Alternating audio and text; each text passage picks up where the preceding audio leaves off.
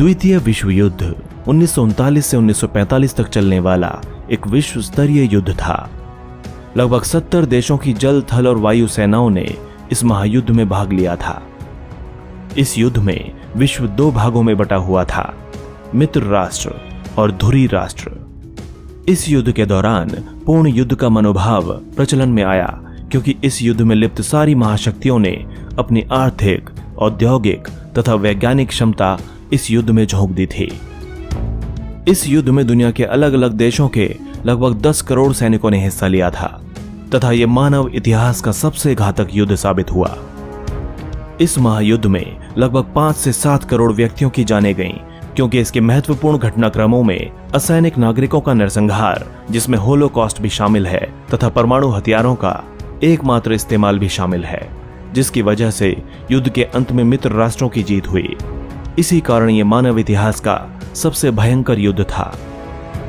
प्रथम विश्व युद्ध की विभीषिका से त्रस्त होकर तथा भविष्य में इसे रोकने के लिए 1919 में राष्ट्र संघ यानी लीग ऑफ नेशंस की स्थापना की गई, परंतु यह संस्था द्वितीय विश्व युद्ध को रोकने में पूरी तरह से विफल रही। 20 वर्षों की छोटी अवधि में ही दूसरा विश्व युद्ध हुआ, जो पहले से भी अधिक विनाशकारी था। इस युद्ध के अनेक कारण प्रथम विश्व युद्ध के कारणों से मिलते जुलते हैं। 1939 की स्थिति 1914 से बहुत अधिक अलग नहीं थी। यूरोपीय गुटबंदियां, सैन्यवाद तथा साम्राज्यवाद की द्वितीय विश्व युद्ध में भी अहम भूमिका थी। दोस्तों, अब जानते हैं कि दूसरे विश्व युद्ध के क्या कारण थे। द्वितीय विश्व युद्ध के बीज वर्साय की संधि में ही बो दिए गए थे। मित्र राष्ट्रों ने जिस प्रकार का अपमानजनक व्यवहार जर्मनी के साथ किया, उसे जर्मन जनमानस कभी भी भूल नहीं सका।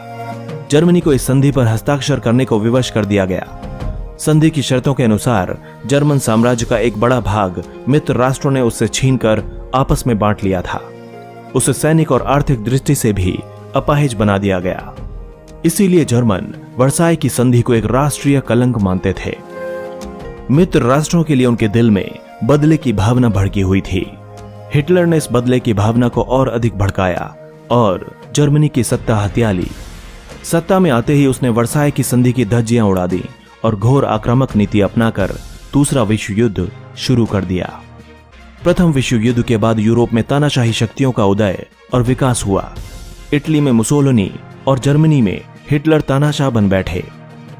प्रथम विश्व युद्ध में इटली मित्र राष्ट्रों की ओर से लड़ा, परंतु पेरिस शांति सम्मेलन में उसे कोई खास लाभ नहीं हुआ। इससे इटली में असंतोष की भावना जगी। इसका लाभ उठाकर मुसोलिनी ने फासीवाद की स्थापना कर सारी शक्तियां अपने हाथों में ले ली।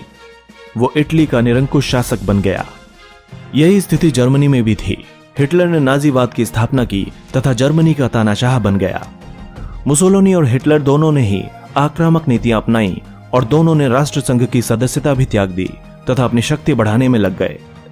उनकी नीतियों के कारण दूसरा विश्व युद्ध होना लगभग तय हो गया था। दूसरे विश्व युद्ध का एक मुख्य कारण बना साम्राज्यवाद।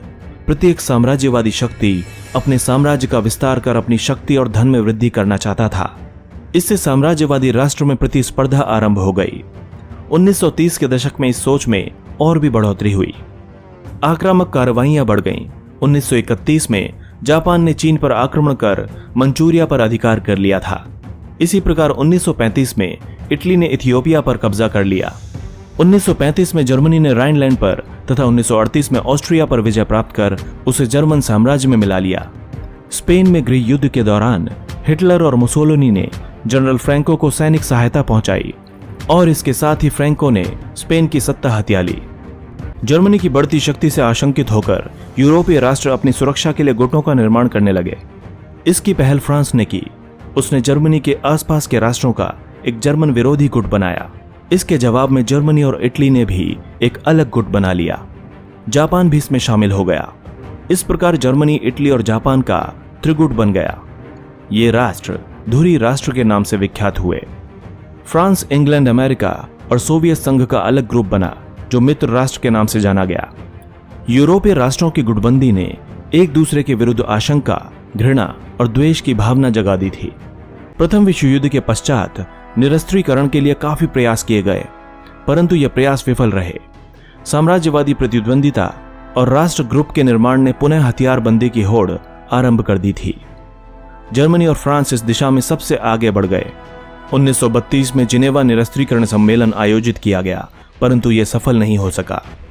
1933 तक संपूर्ण यूरोप में सामरिक वातावरण व्याप्त हो गया था, यानी कि हर देश युद्ध के लिए अपनी अपनी रणनीति बनाने लगा। फ्रांस ने अपनी सीमा पर मैगिनो लाइन का निर्माण किया और जमीन के भीतर मजबूत किलेबंदी की, जिससे कि जर्मन आक्रमण को फ्रांस की सीमा पर ही रोका जा सके। इसके बाद जर्मनी ने अपनी पश्चिमी सीमा को सुदृढ़ करने के लिए सीजफ्रेड लाइन बनाई। इन सैनिक गतिविधियों के कारण भी युद्ध की संभावनाएं बढ़ गई थीं। 1929-30 की वैश्विक आर्थिक मंदी ने भी दूसरे विश्व युद्ध में योगदान किया। इसके परिणाम स्वरूप उत्पादन घट गया, बेरोजगारी और भुखमरी बढ़ गई, उद्योग धंधे, कृषि, व्यापार सब पर आर्थिक मंदी का बुरा प्रभाव पड़ा। जर्मनी की स्थिति सबसे बुरी थी। इस स्थिति के लिए हिटलर ने वर्साई की संधि को उत्तरदायी बताया। इससे उसकी शक्ति में वृद्धि हुई और वो तानाशाह बन बैठा। इसके साथ साथ अपनी आर्थिक स्थिति सुधारने तथा बेरोजगारों को सेना में नौकरी देने के लिए भी युद्ध की वकालत की जाने लगी। तुष्टीकरण की नीति भी दूसरे विश्व युद्ध का एक कारण था। किसी भी यूरोपीय राष्ट्र ने जर्मनी और इटली की आक्रामक नीतियों को रोकने का प्रयास नहीं किया। असल में 1917 की बोल्शेविक क्रांति के बाद साम्यवाद की बढ़ती शक्ति से इंग्लैंड और फ्रांस खतरा महसूस कर रहे थे। दूसरी ओर जर्मनी, इटली और जापान धुरी राष्ट्र संवाद के विरोधी थे। इसीलिए इंग्लैंड और फ्रांस चाहते थे कि फांसीवादी शक्तियां धुरी राष्ट्र साम्यवाद का विरोध करें और वे सुरक्षित रहें। इस तुष्टीकरण की नीति की प्रतिमूर्ति ब्रिटिश प्रधानमंत्री चैम्बरलेन था। इसीलिए जर्मनी, इटली, जापान और स्पेन के मामलों में इंग्लैंड और फ्रांस ने हस्तक्षेप नहीं किया। इससे फांसीवादी शक्तियों के हौसले और भी बढ़ गए। चेकोस्लोवाकिया पर जर्मनी की निगाहें लगी थीं। चेकोस्लोवाकिया जर्मनी के लिए औद्योगिक और सामाजिक दृष्टिकोण से काफी महत्वपूर्ण था। इसीलिए हिटलर ने चेकोस्लोवाकिया के एक भाग सुडेटनलैंड पर अपना दावा पेश किया। यहाँ अस्त्र शस्त्र बनाने का बड़ा कारखाना था। यहाँ बड़ी संख्या में जर्मन भी निवास करते थे। इसीलिए हिटलर ने यह धमकी दी कि अगर चेकोस्लोवाकिया जर्मनी को सुडेटनलैंड नहीं देता है तो वो चेकोस्लोवाकिया पर आक्रमण कर इसे बलपूर्वक ले लेगा। इस समस्या के समाधान के लिए 1938 में म्यूनिख समझौता किया गया। इसमें हिटलर की शर्तें मान ली गईं। हिटलर ने सुडेटनलैंड पर अधिकार कर लिया। इसके बाद 1939 में उसने संपूर्ण चेकोस्लोवाकिया भी हड़प लिया। इससे जर्मनी और इटली के हौसले बुलंदियों पर पहुंच गए।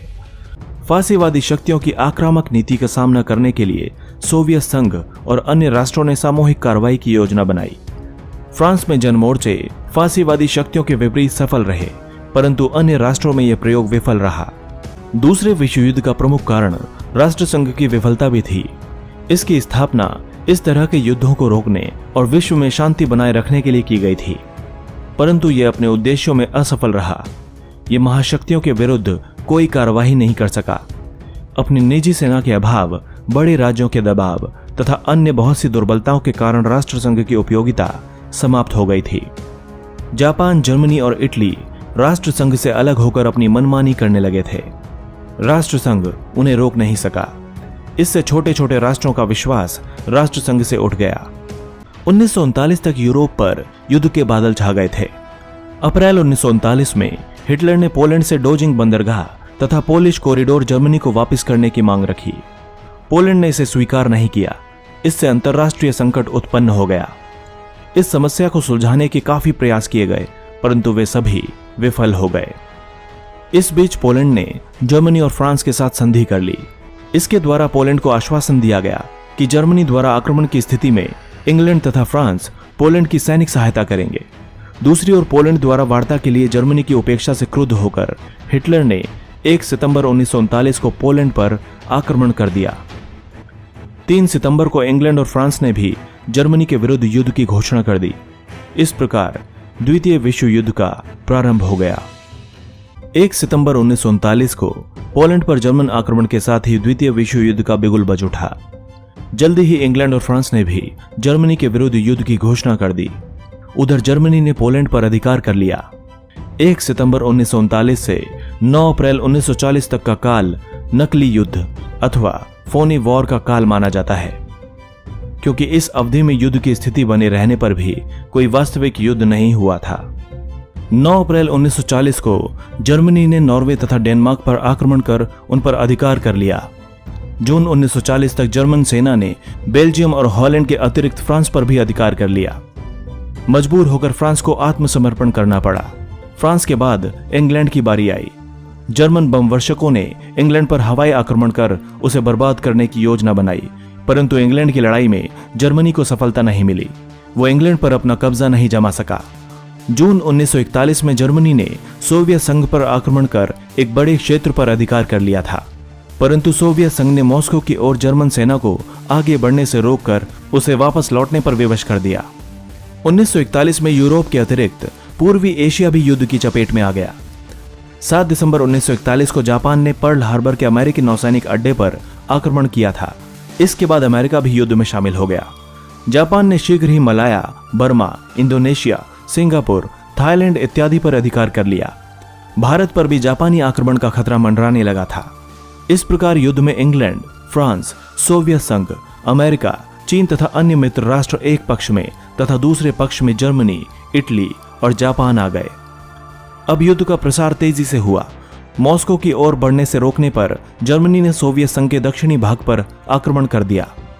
सितंबर 1942 में जर्मन सेनाएं स्टालिनग्राद तक पहुंच गईं, लेकिन स्टालिनग्राद के युद्ध में जर्मनी की पराजय हुई। यहां से जर्मनी की पराजय की शुरुआत हो गई। सोवियत संघ ने चेकोस्लोवाकिया और रोमानिया पर अपना अधिकार जमा लिया, जो उस समय जर्मनी के नियंत्रण में थे। सोवियत संघ ने जर्मनी के खिलाफ दूसरा मोर्चा फ्रांस के नॉर्मंदी में खोल दिया। इससे जर्मन सेना को 2 मोर्चों पर लड़ना पड़ा और उसकी शक्ति कमजोर पड़ती गई। अमेरिका के युद्ध में शामिल हो जाने से भी धुरी राष्ट्रों की शक्ति कमजोर पड़ने लगी। 1944 में पराजित होकर इटली ने आत्मसमर्पण कर दिया। इससे जर्मन शक्तियों को बहुत बड़ा धक्का लगा। स्टालिनग्राद के युद्ध में जर्मनी को परास्त कर सोवियत सेना आगे बढ़ते हुए बर्लिन तक पहुंच गई। मजबूर होकर 7 मई 1945 को हिटलर को आत्मसमर्पण करना पड़ा। 6 और 9 अगस्त 1945 को अमेरिका ने जापान के हिरोशिमा और नागासाकी पर परमाणु बम गिराकर उन्हें पूरी तरह बर्बाद कर दिया। लाखों की संख्या में निर्दोष नागरिक मारे गए। मजबूर होकर जापान को भी आत्मसमर्पण करना पड़ा और इसके साथ ही यह विनाशकारी विश्व युद्ध समाप्त हो गया। द्वितीय विश्व युद्ध में प्रथम विश्व युद्ध की तुलना में जन धन की अधिक हानि हुई थी। एक अनुमान के मुताबिक इस युद्ध में दोनों पक्षों के करीब 5 करोड़ से अधिक लोग मारे गए, जिनमें सर्वाधिक संख्या सोवियत सैनिकों की थी। लाखों बेघर हो गए। इससे पुनर्वास की समस्या खड़ी हो गई। लाखों यहूदियों की हत्या की गई। घायलों की तो गिनती ही नहीं की जा सकती थी। परमाणु बम के इस्तेमाल से हिरोशिमा और नागासाकी पूरी तरह नष्ट हो गए। इसी प्रकार युद्ध में बेहिसाब संपत्ति नष्ट हुई। अनुमान था कि सिर्फ इंग्लैंड में करीब 2000 करोड़ रुपए मूल्य की संपत्ति नष्ट हुई। सोवियत संघ की संपूर्ण राष्ट्रीय संपत्ति का चौथा भाग युद्ध की भेंट चढ़ गया। इतना विनाशकारी युद्ध पहले कभी नहीं हुआ था। द्वितीय विश्व युद्ध के बाद सभी साम्राज्यवादी राज्यों को एक एक कर अपने उपनिवेशों से हाथ धोना पड़ा। उपनिवेशों में भी राष्ट्रीयता की लहर तेज हो गई। स्वतंत्रता आंदोलन तेज हो गए।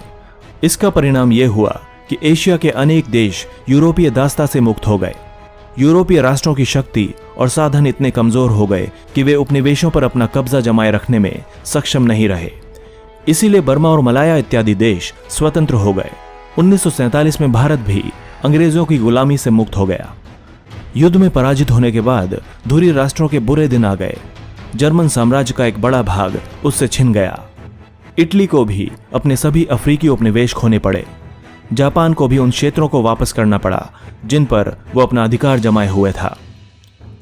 इन राष्ट्रों की आर्थिक और सैनिक स्थिति भी दयनीय हो गई। द्वितीय विश्व युद्ध के बाद एक अंतर्राष्ट्रीय संगठन की स्थापना जरूरी हो गई थी, जिससे कि विश्व शांति बनाई जा सके एवं भविष्य में दोबारा इस प्रकार के विनाशकारी युद्ध न हो। अमेरिका की पहल पर 24 अक्टूबर 1945 को संयुक्त राष्ट्र संघ की स्थापना की गई।